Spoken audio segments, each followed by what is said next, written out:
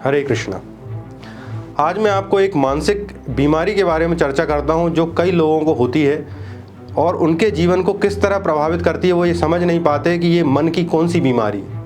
मन की जो बीमारियां होती हैं वो कैसे प्रोड्यूस होती हैं और उनका प्रदर्शन कैसे होता है और आपके जीवन को कैसे प्रभावित करता है। जैसे यदि आप किसी कागज़ पर लिखना चालू करो कि आपके मन में क्या क्या आ रहा है और आप आधे घंटे के लिए अपने कमरे में अकेले बैठो, तो थोड़ी देर बाद आपको पता चलेगा कि आपके दिमाग में इतने विचार आ रहे होते हैं और यदि आप उनका खुद अवलोकन करें तो आपको लगेगा कि आप खुद पागलपन की हद तक प्रभावित हैं। और कोई भी व्यक्ति खुद को पागल नहीं कहलाना चाहता, लेकिन आप देखोगे कि आपके विचार जो होते हैं वो खंडित होते हैं, कई दिशाओं से बम्बार्डिंग कर रहे होते हैं।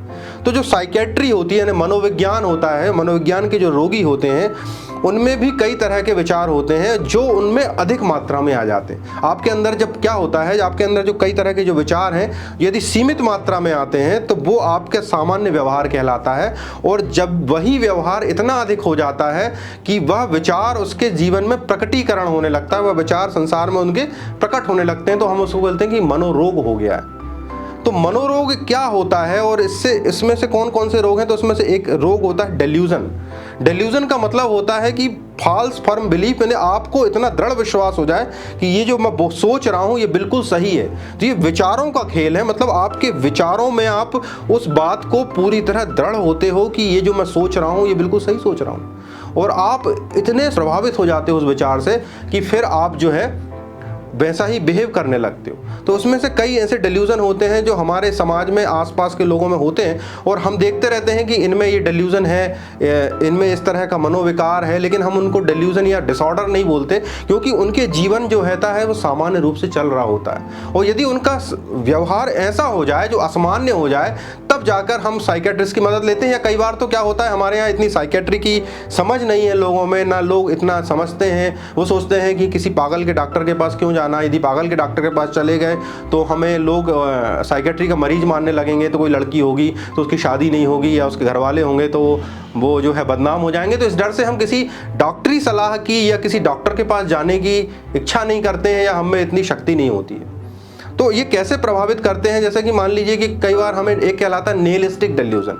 निहिलिस्टिक डेल्यूजन का मतलब ये होता है कि हमें सब कुछ आसार लगता है। मतलब आप जब भी बात करोगे तो वो कहेगा यार मेरे पास लाइफ में कुछ नहीं रखा है, हर चीज़ जो है वो तो मिथ्या है, वो तो माया है।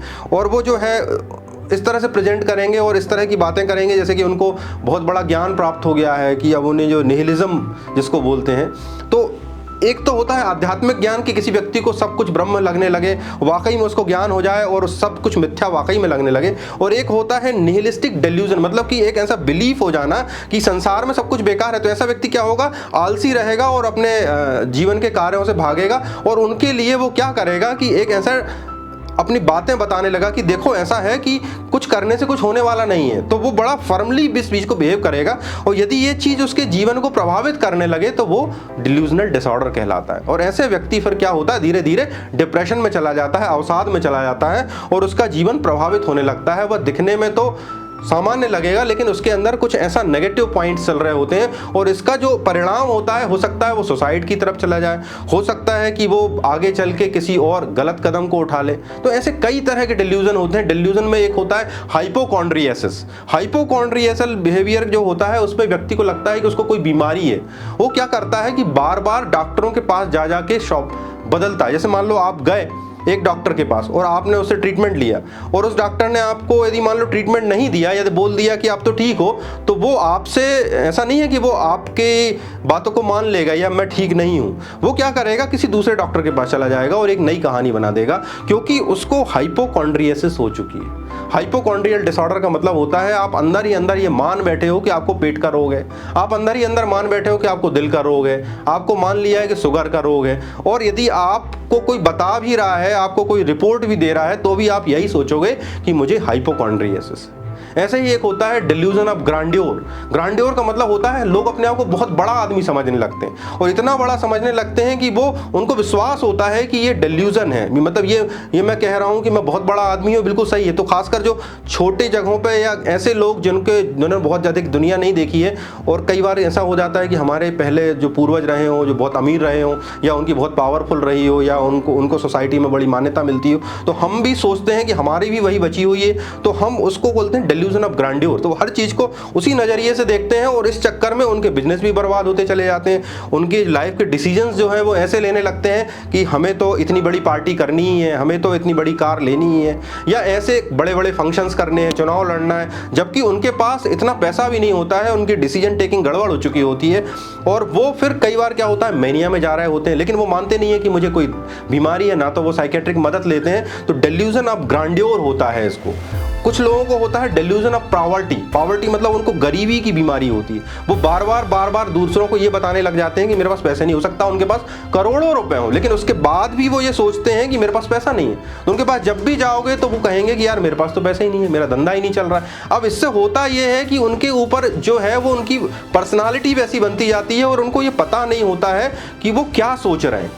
तो ये जो विचारों की श्रृंखला उनके अंदर बनती जाती है, ये भी एक तरह का डेल्यूजनल डिसऑर्डर है। तो ऐसे बहुत सारे डेल्यूजनल डिसऑर्डर होते हैं जो व्यक्तियों में होते हैं, और ये विचार यदि बहुत ज़्यादा हो जाते हैं तो व्यक्ति का जीवन जो है किसी न किसी मानसिक रोग की तरफ जाने लगता है। तो यदि आपके आसपास ऐसे व्यक्ति हों जिनके विचार जो होते हैं वो ऐसे विचार से प्रभावित हों, जो विचार उनके जीवन को प्रभावित कर रहा है, तो आप सोच सकते हैं कि ये किसी न किसी मानसिक रोग से प्रभावित हो रहा है और उस व्यक्ति को उचित डॉक्टरी सलाह की ज़रूरत होती है।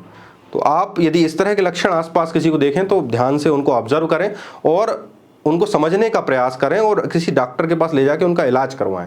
सुनने के लिए बहुत बहुत धन्यवाद। हरे कृष्णा।